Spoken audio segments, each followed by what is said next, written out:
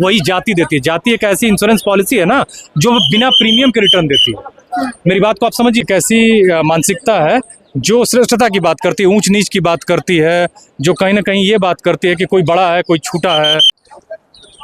नमस्कार, आप देख रहे थे पिलर लाइव। मैं हूं आपके साथ मानव कश्यप। मेरी मौजूदगी अभी राजधानी दिल्ली के जंतर मंतर पर। आपको बता दें कि यूजीसी एक्ट है जिसका जो विवाद था वो लगातार बढ़ता हुआ नजर आ रहा है। देश के अंदर जगह जगह पर जो प्रदर्शन है वो देखने को मिल रहे हैं, चाहे वो पक्ष में हो या फिर विपक्ष में। आज दिल्ली के जंतर मंतर पर भी इसी को लेकर के जो प्रदर्शन था वो यहाँ पर किया गया और तमाम जो लोग थे वो यहाँ पर पहुंचे थे कि जिस तरीके से यूजीसी एक्ट पर जो रोक लगाई गई है उस पर दोबारा से सुनवाई हो और उसको लागू किया जाए। आपको बता दें कि यहाँ पर कांग्रेस के पूर्व सांसद उदित राज भी यहाँ पर पहुंचे थे और तमाम जो लोग हैं वो यहाँ पर पहुंचे थे और अपनी मांगों को लेकर के यहाँ पर बात करते हुए नजर भी आए। क्या कुछ कहा, एक बार सुन लेते हैं। तो जाति उजागर कौन कर रहा है? लोग ये बात कर रहे हैं कि जाति जो है वो बेसिकली उसके आधार पर उत्पीड़न ना हो। ये नहीं कोई कह रहा है कि आप जाति उजागर करिए। सर, यूजीसी का जो मामला है वो कहीं ना कहीं टूल पकड़ता हुआ तो नजर आ रहा है, पर ये थमने का नाम नहीं ले रहा। कोई इसका विरोध कर रहा है, कोई समर्थन नहीं। ये जो आप बात कह रहे हैं कि कोई इसका समर्थन कर रहा है कोई विरोध कर रहा है, देश की ओबीसी SC ST आबादी जो देश में मान्यवर कांसीराम जी कहते थे कि 85% है, वैसे बिहार का जो जातिगत सर्वे हुआ वहाँ ओबीसी की आबादी 63% है, अपर कास्ट आबादी 14.5-15% है। तो 85% साफ साफ निकल के आया है। इन 85% लोगों का विश्वविद्यालयों के परिसर में मुश्किल से 14% के आसपास रिप्रेजेंटेशन है। माने ये बहुत सारी आबादी पढ़ ही नहीं पाती है ओबीसी की, SC ST की। इवन सोच लीजिए ओबीसी के मसले पर जब मंडल कमीशन लागू हुआ 90 में, उससे पहले उनका नौकरियों में रिप्रेजेंटेशन केवल 5% था। तो ऐसे आपको पता चल सकता है कि ये लोग कितने पीछे हैं। अभी ये खेती कर रहे हैं, छोटे मोटे काम कर रहे हैं, रोजगार कर रहे हैं, लेकिन नौकरियों में और भारत सरकार के प्रशासनिक स्ट्रक्चर में नहीं है। तो भेदभाव तो अभी आप देखिए ना, यूपीएससी का रिजल्ट आया है और कई कम्युनिटीज़ के बच्चों को, SC ST OBC के बच्चों को, जिनका रिटेन में ओपन कैटेगरी के बच्चों के ऑलमोस्ट बराबर नंबर है, लेकिन इंटरव्यू में 50-50 नंबर का डिफरेंस है। तो ये कहीं ना कहीं इंगित करता है कि कुछ ना कुछ तो गड़बड़ है। और उस डिफरेंस जो है ये कैसे समझ आ रहा है कि ये अलग कास्ट के इसलिए इनका डिफरेंस है? वो तो लोगों ने सोशल मीडिया पे लगा के रखे हैं और वो साफ साफ दिख रहा है कि रिटेन में 5 नंबर का अंतर है, इंटरव्यू में 50 नंबर का अंतर है। और 50 नंबर बहुत बड़ी चीज होती है यूपीएससी के रिजल्ट में। उससे क्या होता है कि पूरी आप IAS की जगह पे आप IAS एलाइड हो सकते हो अगर आप नीचे रह गए तो। ऐसे लग रहा है कई रिजल्ट्स में कि कुछ लोगों ने जैसे पेंसिल से लिख के पूरा कैलकुलेट करके और नंबर बैठाए हों। अगर ऐसा हो रहा है तो बहुत ही दुखद है ये। और लगातार ये आरोप लगते रहे कि विश्वविद्यालय में, जैसे रोहित वेमुला ने केंद्रीय विश्वविद्यालय हैदराबाद में, वैसे ही पायल तड़वी का नाम आपने सुना होगा। पायल तड़वी एक युवती थी जो MBBS पास थी और वो महाराष्ट्र के खानदेश के इलाके से आती थी, मुंबई में MD कर रही थी। उनके साथ रैगिंग हुई, जाति के आधार पर उत्पीड़न हुआ और उन्होंने कुंठा में।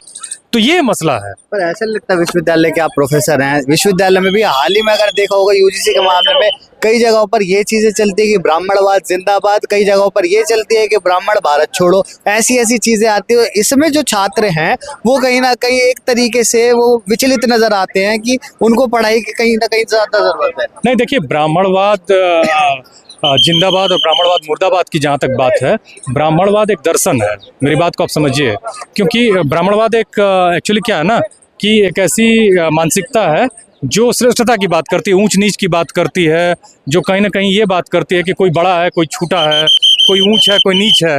तो उसके आधार पर जो बच्चे उसका विरोध कर रहे थे उसके आधार पर कर रहे थे। पर अगर बात करी जाए विश्वविद्यालयों की, जो भी जहाँ पर भी पढ़ाई लिखाई होती है, जहाँ पर शिक्षा मिलती है, वहाँ पर जो चीजें होती है निष्पक्षता के तौर पर होती है। वहाँ पर कोई नहीं देखा जाता है कि कौन नीचे है, कौन ऊपर है, कौन बराबर है। सब जो है एक ही थाली के होते हैं। बहुत अच्छी बात है आपकी, लेकिन ऐसा होता नहीं है। अगर ऐसा होता तो पायल तड़वी के साथ जाति के आधार पर रैगिंग नहीं होती। पायल तड़वी, आप पता करिएगा जिन 3 लड़कियों ने उनका उत्पीड़न किया वो किस जाति की थी। तो एक्चुअली ये सवाल है तो विश्वविद्यालयों में बात होनी चाहिए। जैसे आपको लगता है कि आप मेरिटोरियस हैं और आप कहीं ना कहीं विश्वविद्यालयों में रह जाते हैं तो उस पर चर्चा होनी चाहिए कि आप क्यों रह गए। अब एक लड़का जो कालाहांडी में रहता है या दूर पिछड़े जिले में रहता है, वो कैसे कम्पीट करेगा DPS RK पुरम में पढ़ने वाले विद्यार्थी से? तो कहीं ना कहीं जब गैर बराबरी है तो गैर बराबरी के खिलाफ सवाल उठना लाजमी है। और विश्वविद्यालयों में जब आप सवाल नहीं करोगे तो कहाँ करोगे? तो विश्वविद्यालयों में अगर आप बात नहीं करोगे कि देश से गरीबी कैसे खत्म हो, सिलेंडर की अभाव क्यों है, तो कौन करेगा? विश्वविद्यालय इसलिए होता सबसे बड़ी बात ये है कि कहा जाता है कि कुछ एक केसेस हुए और ये जेन्युइन भी है, पर इसके कारण पूरे कैंपस में हर एक बच्चे की जाति उजागर करना भी तो ठीक नहीं है, फिर वो तो ज्यादा पढ़ ही जाएगा। नहीं तो जाति उजागर कौन कर रहा है? लोग ये बात कर रहे हैं कि जाति जो है वो बेसिकली उसके आधार पर उत्पीड़न ना हो। ये नहीं कोई कह रहा है कि आप जाति उजागर करिए, लेकिन आप जातियों के आधार पर फायदे हो रहे हैं, उन फायदों को भी तो देखिए। जो आगे एक्चुअली क्या होता है कि कोई इतना प्रिविलेज्ड हो जाता है कि वो किसी दूसरे को उसके जाति के नाम से बुलाता है। मेरी बात को आप समझ रहे हो? उसको ये अहंकार, ये दम्भ कहाँ से आता है? वही जाति देती है। जाति एक ऐसी इंश्योरेंस पॉलिसी है ना जो बिना प्रीमियम के रिटर्न देती है। मेरी बात को आप समझिए। वो एक ऐसी नेटवर्किंग है कि आप अगर तथाकथित उच्च जाति की हैं तो बहुत सारी चीजें आपको ऐसे ही मिल जाएंगी, क्योंकि आपकी एक नेटवर्किंग है, आपका एक इकोसिस्टम है। जो कमजोर है उसका इकोसिस्टम है ही नहीं, वो हमेशा नीचे रहेगा। और आप तुरंत, आपको बिजनेस में मदद मिल जाएगी, आपको नौकरियों में मदद मिल जाएगी, आपकी जान पहचान है। प्राइवेट कंपनियों में आप बढ़िया नौकरी पा जाओगे। प्राइवेट कंपनियों के मालिक भारत में 99% कौन है, आप पता कर लीजिए। तो ये सब चीजें हैं एक्चुअली। लोगों के मन में यूजीसी को लेके एक भ्रम जरूर फैलता हुआ दिखाई दे रहा है कि उससे जो है अपर कास्ट के जो लोग हैं उनको कहीं ना कहीं ज्यादा जो है चीजें मतलब लोअर कास्ट को ज्यादा मिलेगा और अपर कास्ट को जो है कम चीजें मिलती हुई नजर आएगी। तो इससे जो है कहीं ना कहीं, जैसे अभी ये पॉक्सो वाला एक्ट आया था, पॉक्सो में भी गलत तरीके से लोग फंसते हुए नजर आ रहे थे। ऐसी भी चीजें लोगों के मन में भ्रम फैलाती हुई नजर आई। के जो चांसेस बढ़ जाएंगे क्योंकि प्रावधान नहीं है कि नहीं, ये अगर आप ये जो तर्क दिया जा रहा है कि कंप्लेन के चांसेस बढ़ जाएंगे, पूरा तरह से झूठ है ये। क्योंकि देखिए, विश्वविद्यालयों में केंद्रीय विश्वविद्यालय 46 हैं, उसमें 5 केवल ओबीसी बीसी हैं, एक एससी एक एसटी है।